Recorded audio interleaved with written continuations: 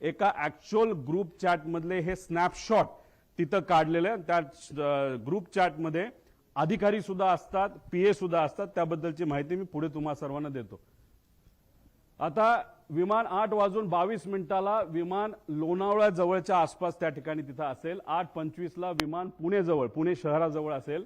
8:30 विमान यवत हे जे गाव आहे त्याच्या आसपास असेल. 8:32 सुपे म्हणून गाव, सुपे जळगाव गाव हे बारामतीमध्ये आहे, तिथं असेल. 8:43 ते 8:45 दरम्यान दुर्दैवी घटना, खरंच जी घटना अतिशय आपल्या डोळ्यांमध्ये पाणी आणते ती घटना या टाइमच्या वेळेस त्या ठिकाणी घडली. 9 वाजता दादा गंभीर जखमी आहेत. ऍक्सिडेंट झाला हे तुम्हा आम्हाला कळलं होतं, पण आमच्या सगळ्यांच्या मनात असं होतं की जखमी आहेत, हॉस्पिटलमध्ये आहेत, पण जिवंत आहेत, अशी कुठली बातमी आमच्या कानामध्ये यावी. तशी 9 वाजता ती बातमी सुरू होती. पण 9:45 पहिली बातमी आली, ती म्हणजे दादांच्या निधनाची, जी ऐकल्यानंतर अक्षरशः मन पण सुन्न झालं आणि डोकं सुद्धा सुन्न त्या ठिकाणी झालं.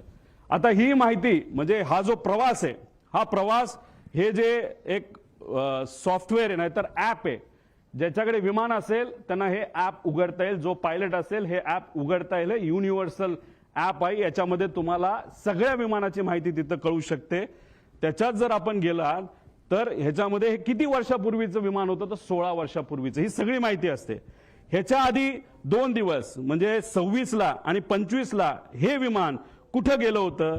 मुंबई सुरतला एकदा गेलं, परत सुरत मुंबईला तिथं गेलं. म्हणजे हा जो विमानाचा प्रवास आहे, ही घटना घडायच्या आधी तर सुरतला हे विमान तिथं जाऊन आलं होतं. आता हे महाशय म्हणजे हे जे मालक आहेत सिंग यांनी काय स्टेटमेंट दिलं, विमान चांगल्या स्थितीत होते आणि मेंटेन्ड होते, हा सगळ्यात महत्वाचा मुद्दा तिथं आहे. वैमानिक अनुभवी होते, हा दुसरा महत्वाचा मुद्दा त्याच्यामध्ये आहे.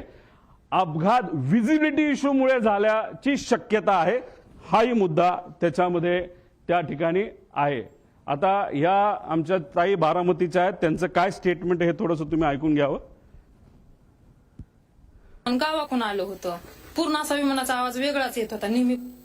म्हणजे यांचं आणि तिथं असणारे बरेच काही हे आहेत की त्यांचं असं मत होतं की रोज तिथं जे पायलटला शिकवलं जातं त्याची विमानं रोज ये जा करत असतात. दादांची विमानं बऱ्याच वेळा आलेली आहेत, मोठ्या मोठ्या व्यावसायिकांची विमानं आलेली, पण हे विमान जेव्हा त्या गावाच्या वरून गेलं होतं, एक तिथे जवळून गेलं होतं आणि त्याचा आवाज थोडा वेगळा आला होता. म्हणजे कदाचित मेंटेनन्सचा हा मुद्दा असू शकतो. पुढे आता हा व्हिडिओ तुम्ही डिटेलमध्ये बघा. हा व्हिडिओ एका ग्रामपंचायतीचा व्हिडिओ आहे. हे गोल दाखवलंय, तो जे विमान आलं सरळ झालं, ते तिथं टिल्ट झालं आणि दुर्दैवी 11 सेकंदात ते खाली आपल्या सगळ्यांना पडलेला आणि तो स्फोट झालेला त्या ठिकाणी बघायला मिळाला. म्हणजे हा सगळा सीसीटीव्ही फुटेज हा आपल्या सर्वांना बघायला मिळतो. आणि हे झालं, हे सीसीटीव्ही फुटेज आपल्याला मिळालं म्हणून आता आपण सर्वजण चर्चा करू शकतोय. हे सीसीटीव्ही फुटेज आलं नसतं तर जसं इतर प्लेन क्रॅश बद्दल नुसतं मोघमच बोललं जातं, तसंच कदाचित या बाबतीत सुद्धा दुर्दैवाने बोललं जाऊ शकलं असतं.